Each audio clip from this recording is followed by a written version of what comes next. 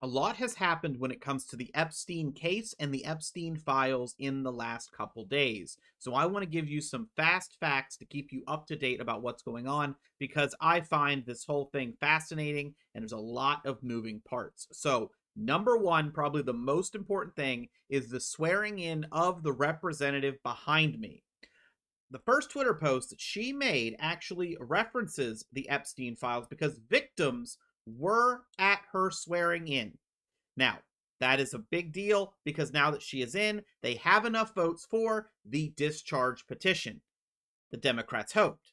The media reported on people like Marjorie Taylor Greene, Nancy Mace, and Lauren Boebert being pressured to not sign the discharge petition. Specifically, Lauren Boebert herself verified she had a meeting at the White House about it in the Situation Room because they wanted to lock this thing down. Whatever happened did not work. The discharge petition did, in fact, get the signatures it needed to force a vote. To put pressure for the vote, we have a release of a select few emails from the Epstein files. Now, this first one is April 2nd, 2011, from Jeffrey Epstein himself. I want you to realize that dog that hasn't barked is Trump. Victim, this is censored, it gets answered, and it's actually really interesting how we know who the victim is in this case. We'll get to that. Spent hours at my house with him. He has never once been mentioned. Police chief, etc. I'm 75% there. With a response from the GMAX account, I have been thinking about that. So this is the first email, 2011. Trump is mentioned, but then it gets a little more interesting.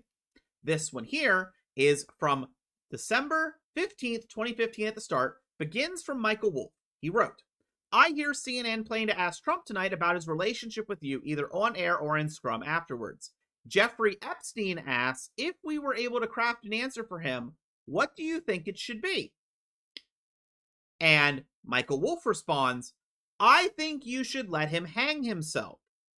If he says he hasn't been on the plane or to the House, then that gives you a valuable PR and political currency. Now, mind you, we just had an email from 4 years prior about him being at the House, but let's continue. You can hang him in a way that potentially generates a positive benefit for you. Or if it really looks like he could win, so I don't think they thought Trump was going to win his first term, you could save him, generating a debt. Of course, it is possible that when asked, he'll say, Jeffrey is a great guy and has gotten a raw deal and is victim of political correctness, which is to be outlawed in a Trump regime. So that is the next email. This one here is from 2019. And again, we have victim, Mar-a-Lago, bunch of black. Trump said he asked me to resign. Never a member ever. Of course he knew about the girls as he asked Ghislaine to stop.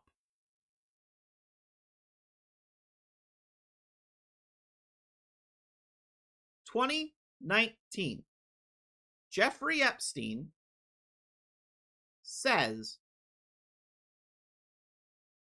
that Trump knew about the girls.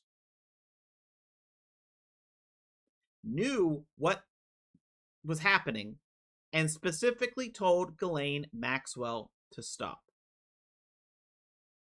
Now, if you haven't been following the Ghislaine Maxwell news, she was recently transferred by the Trump administration to a different prison where her offender status was ignored so she could still have access to a puppy. She gets a lot of special treatment according to multiple media reports. She is essentially just waiting for a commutation or some sort of benefit coming her way. The benefit's already happening. She's getting a lot in prison, but she's getting a lot of comfiness and a lot of meetings with people. Now, you can say you don't believe the media, you don't believe this, you don't believe that. That is the reporting. That is very interesting when it claims Trump knew what was happening, didn't go to the police, he just said they should stop. But also, remember here, where you could save him generating a debt. That is very interesting because people are assuming that Ghislaine Maxwell was transferred and is getting all of this as a repayment because there'll be a debt when she defends Trump in some fashion when the files come out. That is a lot of people's assumptions. But let's go back to victim. Remember, victim is here in 2011. Victim is here in 2019. The victim is Virginia Giuffre. She is no longer with us, and before her death, she did say she never saw personally Trump doing things inappropriately with the girls. That is a thing that she said. So that is most likely why they have decided to out her name. This comes from the White House. They have said that that is the name of the victim that wasn't included here. But she also, before passing, was very public that the entire Epstein files need to be released to the public. The victim, identified in this, wanted them released. And it is worth remembering that while she might have not seen it, remember, of course he knew about the girls as he asked Ghislaine to stop.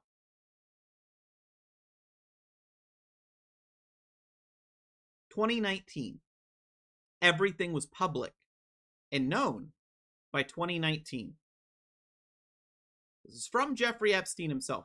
Now, Ghislaine Maxwell has claimed that Trump didn't know about the girls. Let me ask you, Trump didn't know about the girls. Why does he know about the girls? Why does he know about what's happening, and why did he ask Ghislaine to stop? How could he have asked Ghislaine to stop while not knowing about them?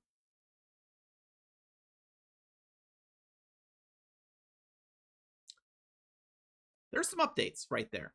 Now, since I've gone through that, I want to give, and I know I've already put my opinion in this so far, I want to give some of my opinion. I think that Trump is going to be in a very bad position when these files are released. And I think that a lot of politicians have gone through the files, and they know that. They know that things like this exist. They know there is nothing Ghislaine Maxwell can say to make this go away. And that is why you are seeing people like Lauren Boebert being brought into the White House, into the Situation Room, coming back out, and then still voting for the discharge petition. I don't think there is a way to twist it. I don't know how you use Ghislaine to defend Trump at this point. I think they're going to try. I think they have to try. I think it's the only thing you've got to do. It's like watching any murder case and you watch the defense counsel and you go, how is that a defense? How does that work? I don't understand. You got to try something. And I don't know what else they can try. Because this is 3 emails, just 3. And we know he's spending time with one of the victims, and he's not being brought up yet, 2011. Then we have here where they're talking about using Trump, his political debt. And then we have this. He knew about the girls. He asked Ghislaine to stop. Calling out that Trump said he asked him to resign. Jeffrey Epstein was never a member.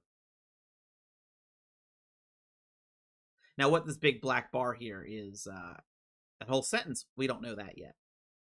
I can't imagine it's good.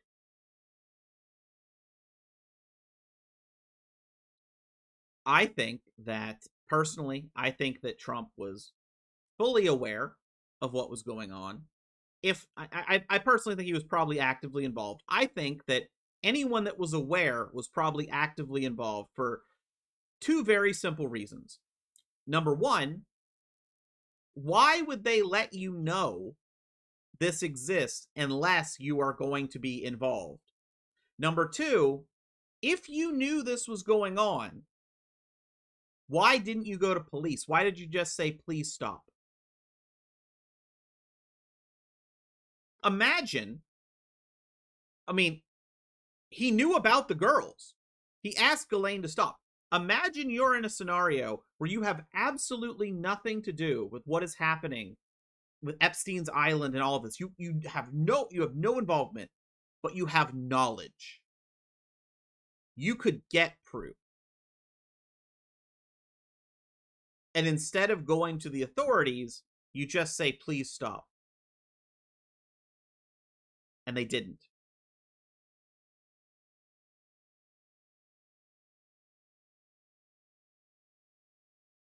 How many victims exist because he didn't go to the police, right? I think that would be damning. For any politician, any person, it would be damning to know they knew about it and didn't come forward to put a stop to it. And that, to me, is the best case scenario. So this will go to a vote. And when it goes to a vote, America is going to get to see who voted and how they voted. And it's going to be an interesting live vote. I actually would recommend, if you can, whenever this vote comes up, try to watch it live. Because here's what's probably going to happen from watching other votes on things, is the Democrats are obviously going to vote in pretty much a block, and it's just going to push up the vote number. And then votes will start trickling very slowly. And some of them will make a show of it. I would not be surprised if Marjorie Taylor Greene makes a show of it. I would not be surprised if Nancy Mace makes a show of it. Some action before they decide their vote. And as soon as it teeters, as soon as that vote total, they know that it's going to pass, people are going to rush to vote to release. They're going to rush. Because there is no political positive to voting no if it gets released. And any sort of promise to the president, I won't do that, doesn't work. Because it's going to be released. And now they are trying to save their own skin.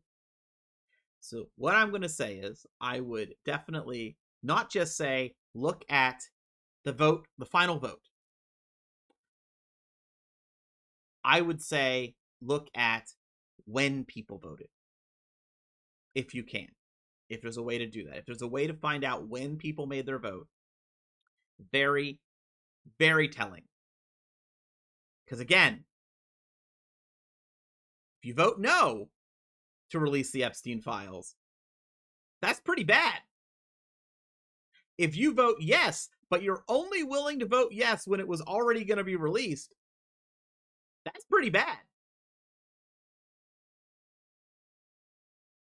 There's no positive news in this video. I by the way, I've been looking for like court cases and stuff that I want to follow. Haven't found anything the last few days. I saw this all. I checked periodically in on it today, what's going on, and I decided I'd just do a quick video just for anyone that hasn't been and just suddenly notices their news feed is all Epstein again. This is why. This is what's going on. And it's going to be telling about a lot of politicians no matter how this goes out, right? I mean, if they don't vote to release them, that's pretty telling. If they wait, it's going to be pretty telling. And then, if they get released, if we get them all, oh boy, I think it's going to be very telling.